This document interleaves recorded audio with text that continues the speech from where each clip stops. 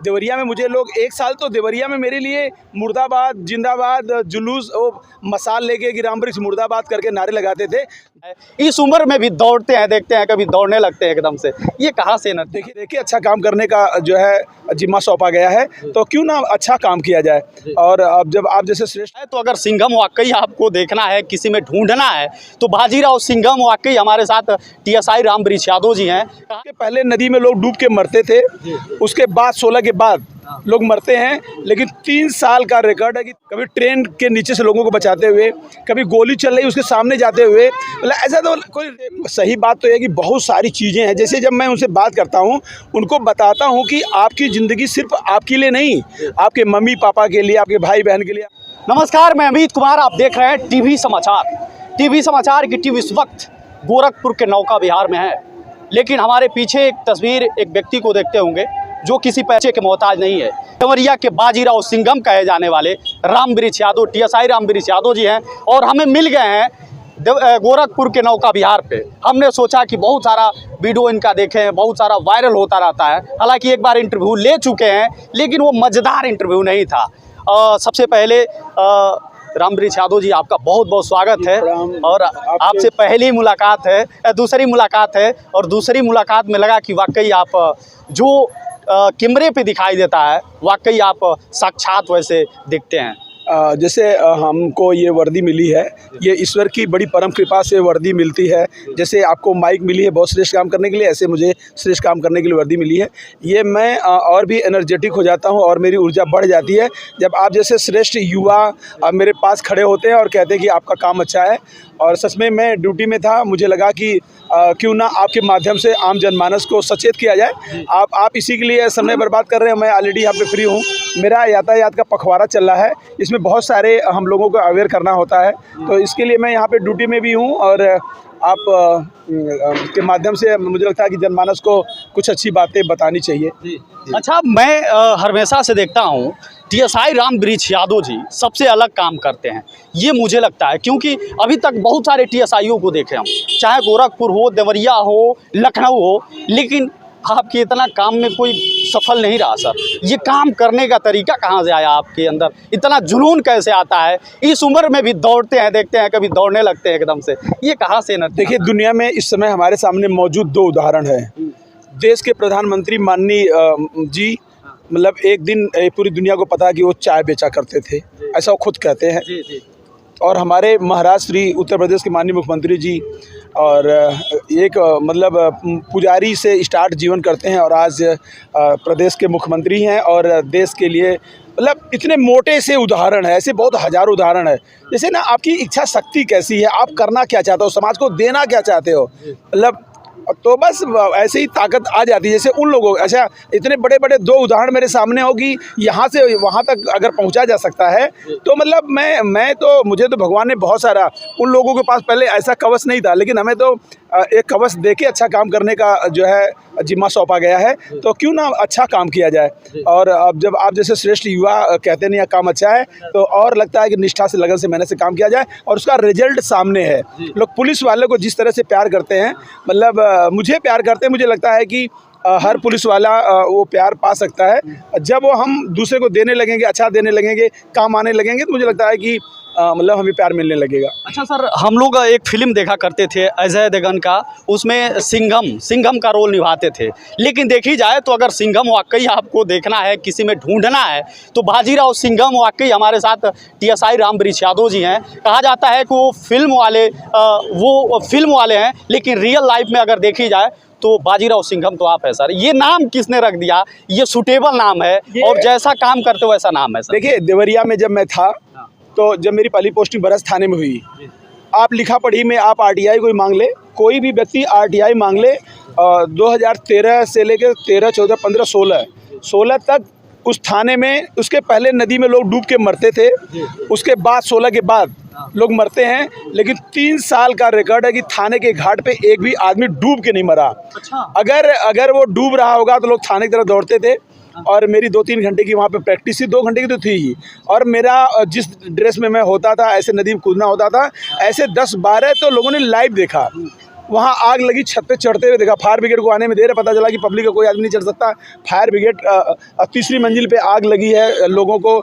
और क्या कहते हैं, भूकंप आया है। उस समय जो भूकंप आया था बरस थाने में, 2 मुलजिम बहुत अच्छे घर के लोग थे वो लोग, और वो अंदर हवालात में तो कोई जाने के लिए मतलब जिसे बहुत ज़्यादा बड़ा खतरा हो, जहां आदमी खुद ने अपनी जान बचाने के लिए न जाए, वहां पे किसी की जान बचाने का मौका मिलता है। अगर लोगों ने लाइव कूदते हुए मतलब ऐसे देखा है, तो कभी ट्रेन के नीचे से लोगों को बचाते हुए, कभी गोली चल रही उसके सामने जाते हुए, मतलब ऐसा तो कोई रियल सिंघम होगा वही करता होगा। तो हमें नहीं पता ये आधी रात को कब पड़ गया, कब लोग जो कहने लगे, लेकिन हाँ अब ये पता चलता है सोशल मीडिया के माध्यम से और आप जैसे श्रेष्ठ लोगों से कि लोग सिंघम भी मुझे कहते हैं। ये सुन के अच्छा लगता है कि चलो मतलब एक नाम के बाद अच्छा वाला उपनाम मिल जाए तो बड़ी बात है, और वो भी उत्तर प्रदेश खाकी के लिए तो बहुत ही गौरव का विषय है ये। अच्छा सर, आप देखते हैं जब कोई गाड़ी चलती है बिना हेलमेट के मिल जाए तो अधिकतम आप अगर बच्चे मिल जाते हैं, बच्चियां मिल जाती हैं सब, तो उनको ज़्यादातर आप समझाने की कोशिश करते हैं, ना कि आप तुरंत चालान काटते हैं। देखिए बताया ना, जैसे सही बात तो है कि बहुत सारी चीज़ें हैं। जैसे जब मैं उनसे बात करता हूँ, उनको बताता हूँ कि आपकी ज़िंदगी सिर्फ आपके लिए नहीं, आपके मम्मी पापा के लिए, आपके भाई बहन के लिए, आप पूरे समाज के लिए, पूरे देश का, हर व्यक्ति पे देश का कर्ज है। अच्छा, एक्सीडेंट का मतलब हेलमेट नहीं लगाया इसका मतलब नहीं कि आपका केवल 1000 रुपये बच रहा है। एक्सीडेंट जब हो जाता है, जैसे आप हैं इस उम्र में, भगवान न करे कुछ हो जाएगा तो माँ बाप की तो कमर की हड्डी टूट जाएगी, मतलब बाप तो टूट ही जाएगा। तो ऐसे लोगों को बहुत सारे 70% बच्चों को अगर समझा दीजिए तो मान जाते हैं, नहीं मानते तो उनके लिए और देवरिया में और इंतजाम था। चूँकि ये माननीय मुख्यमंत्री जी का शहर है तो यहाँ मैं लीग से हट के, कानून से हट के इतना भी काम नहीं करता, किसी को तुम भी नहीं कहना चाहता मैं, इसलिए यहाँ पे थोड़ा सा कानून का पालन ज़्यादा करवाना होता है। व्यवहारिक बातें, व्यवहारिक काम यहाँ भी करता हूँ, लेकिन देवरिया वाले स्टाइल से यहाँ काम नहीं होता है। लेकिन हाँ, इसका असर है यहाँ पे, इस स्टाइल से ही काम करने पे यहाँ पे 95% से ज़्यादा लोग हेलमेट लगाते हैं। इसमें सिर्फ मेरा नहीं, हमारे यहाँ पे ADG साहब हैं, IG साहब हैं, SSP सर हैं और SP ट्रैफिक सर हैं, CO साहब हैं, और हमारे 3 TI और करीब 35-40 सब इंस्पेक्टर और दीवान हैं। सब लोग मिलके हम लोग यहाँ पे काम कर रहे हैं। बड़ी अच्छी सी बात है कि गोरखपुर में, जो गोरखपुर इस समय टॉप पे, प्रदेश में टॉप पे, ADG मैम कहती है कि गोरखपुर टॉप पे है। ये सुन के लगता है कि चलो हम लोगों की मेहनत सार्थक हो रही है। गोरखपुर इस समय प्रदेश में टॉप पे देखा जा रहा है। गोरखपुर एक मैसेज दे रहा है, तो ये मतलब समझाने से भी काम चलता है, थोड़ा बहुत छोटा मोटा सा जुर्माना करने से भी काम चलता है। तो इस तरह से प्रयास किया जा रहा है। और सर एक सवाल और भी रहेगा, क्योंकि सवाल तो बहुत सारे हैं आपसे, लेकिन बहुत सारे लोग आपको प्यार करते हैं देवरिया के वासी, और देवरिया में जब भी जाते हैं तो एक सेल्फिश मैन हो गए हैं। कहीं भी बच्चे आपको देखते हैं, सर एक फ़ोटो खिंचवा ले दीजिए। हम भी जब आपको देखे तो मुझे भी लगा कि नहीं, एक आप इंटरव्यू दे दीजिए, क्योंकि आप इतने वायरल हैं, लोकप्रिय हो चुके हैं। इतना लोकप्रिय आज तक कोई देश में नहीं हुआ था, लेकिन ये लोकप्रियता पहली बार आपको कब ऐसा लगा कि लोकप्रियता मुझे अब मिल रही है और मेरी काम की वजह से मिल रही है? देखिए, मैं एक आध बार और भी ऐसे श्रेष्ठ चैनल के माध्यम से मैंने बताया है कि पूरे जीवन में जब से पैदा हुआ हूँ, जब से मैंने होश संभाला है, तब से मैं श्रेष्ठ और बड़ा काम, बड़ा ऊंचा और समाज के लिए, गांव के बुजुर्गों के लिए मैंने मतलब जहाँ मैं रहा अच्छा काम ही करता रहा। लेकिन जैसे मैं नहीं कहता हूँ कि देवभूमि देवरिया, मतलब देवरिया की कोई मतलब जैसे मैं जवानी में था तो क्या क्या किया होगा। जब मैं 50 साल का होने जा रहा हूँ, 40 साल का था तब देवरिया में आया, तो इस उम्र में मैंने इतने सारे काम किए। तो और जगहों पे मुझे लोगों ने फूल भी नहीं दिया, मतलब फूल भी नहीं दिया। जब मैं देवरिया आया तो इतना मोटा वाला, जितना माननीय प्रधानमंत्री, मुख्यमंत्री जी को या बड़े बड़े सेलिब्रिटी को माला पहनाया जाता, उतना मोटा पुलिस वाले को। और देवरिया में सम्मान समा रहा होगा, चाहे किसी भी जाति का हो, संप्रदाय का हो, पार्टी का हो, मीडिया का हो, मतलब सम्मान समारोह हो रहा है। तो उसमें एक रिजर्वेशन, रामवृक्ष यादव एक पुलिस वाले का मतलब रिजर्वेशन था सम्मान पत्र पाने के लिए। तो ये सब बातें मतलब बहुत पावर देती है। मैं ये कहूँगा कि सच में कोई अच्छा काम कर रहा है, उसको एक फूल देके ही, अगर आप कोई अभी मैं माला पहनाया जाए आपको, हर तीसरे दिन दूसरे दिन आपका काम करने का ढंग बदल जाएगा, आपका समर्पण समाज के प्रति बदल जाएगा, मतलब आप बिल्कुल समाज के होकर रह जाओगे। तो देवरिया ने मुझे इतना सम्मान किया है कि अभी मैं देवरिया से गोरखपुर आने वाला हूँ, मेरा सामान आधा आ रहा था, तो जितना जिसमें फ्रिज नहीं रखा जाता है, इतने बड़े कार्टून में मतलब 2 कार्टून मेरा सम्मान, जो सम्मान का सामान है, वो सम्मान का सामान उसमें पैक किया गया। इतना सम्मान आपको मिला था, इतना अवार्ड मिल, जब आपको इतना सम्मान मिलेगा तो आपकी ड्यूटी, जिम्मेदारी आपकी बढ़ जाएगी, फिर समाज के प्रति आपका समर्पण, त्याग, सब चीज़ देखा जाएगा। अगर आगे भी सम्मान पाना है तो इसमें आपको दिन रात जो और मेहनत करना पड़ेगा। सर, देवरिया गोरखपुर में क्या आपको अंतर लगा? क्योंकि देवरिया भी खूब रहे, देवरिया में अच्छा काम किया और देवरिया में जैसे अभी मुझे यहाँ के गोरखपुर में काम करते हुए लोगों ने मुझे 6 महीने मात्र देखा है। देवरिया में मुझे लोग 1 साल तो देवरिया में मेरे लिए मुर्दाबाद जिंदाबाद जुलूस वो मसाल लेके कि राम वृक्ष मुर्दाबाद करके नारे लगाते थे।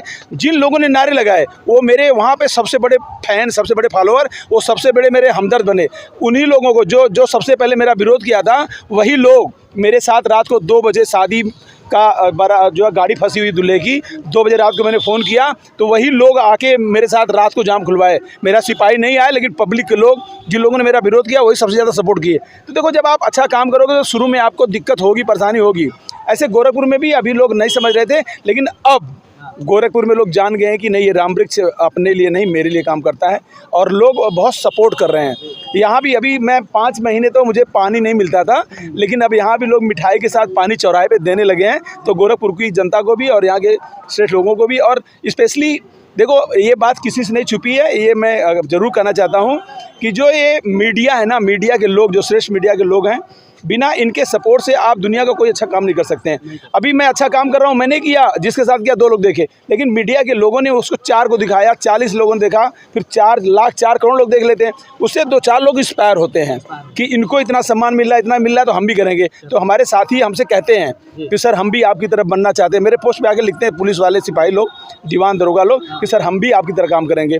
तो आपका जो अच्छा दिखाना होता है वो हमारे मतलब संस्था को इंस्पायर भी करता है और अच्छा करने की कोशिश करते हैं। मैं किसी टीएसआई से मिला, हम उनसे बस इतना कहे कि आप तो टीएसआई राम वृक्ष यादव की तरह काम कर रहे हैं, तो गदगद हो गए। उन्हें लगा कि यार मैं आपके नाम में इतना वजन हो गया है कि लोग आपके नाम जब किसी के ऊपर लगा दिया जाता है तो अपने आप को सम्मानित समझने लगते हैं, क्योंकि आप इतना नाम यही इसी वजन को लेके जी रहा हूँ। और कई बार 12 घंटे, 14 घंटे, 16 घंटे।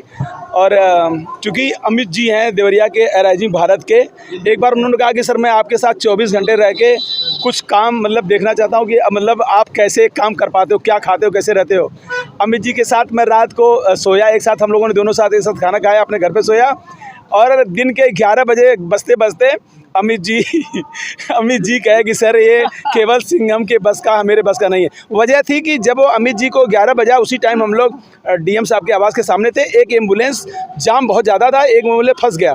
उस एम्बुलेंस को निकालने के लिए मैं एम्बुलेंस के आगे आगे दौड़ रहा था, अमित जी मेरे पीछे पीछे रिगार्डिंग कर रहे थे। और अमित जी चूँकि मतलब ठीक था, बहुत अच्छा काम उनका, बहुत अच्छा, भगवान करे उन्नति पाए। लेकिन अमित जी ने जब वहाँ से थक के आया तो उन्होंने कहा कि सर अब अगले दिन करेंगे। तो देखो, मतलब उनका शुरुआती दौर था, लेकिन अमित जी अब मेरी तरफ मेहनत करने लगे हैं। तो अमित जी का भी काम श्रेष्ठ है, मेहनत कर रहे हैं। एक लास्ट जाते जाते बस बात रह गई है।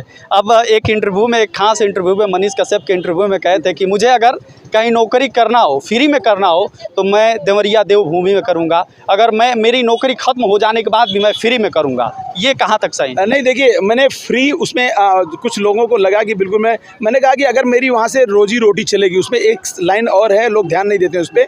मैंने कहा कि देवरिया में सच में अगर मेरी वहाँ से रोजी रोटी चले, मेरे बच्चों की पढ़ाई लिखाई जैसे होती रहे, तो सच में मैं देवरिया में कभी भी, मतलब ऐसा नहीं लिखा पढ़ी में अगर कोई ऐसा आदेश कोई करवा दे तो मैं आज भी देवरिया, मतलब भाई वहाँ पे डॉक्टर फीस नहीं लेता, मेरे बच्चों की कोचिंग के पैसे नहीं लगते, और वहाँ पे मतलब कितनी सारी बात बताएं, मतलब बहुत सारी चीज़ें हैं। तो मतलब जहाँ पे उधार मिलता हो, और ये सबको पता है कि मैं किसी की मतलब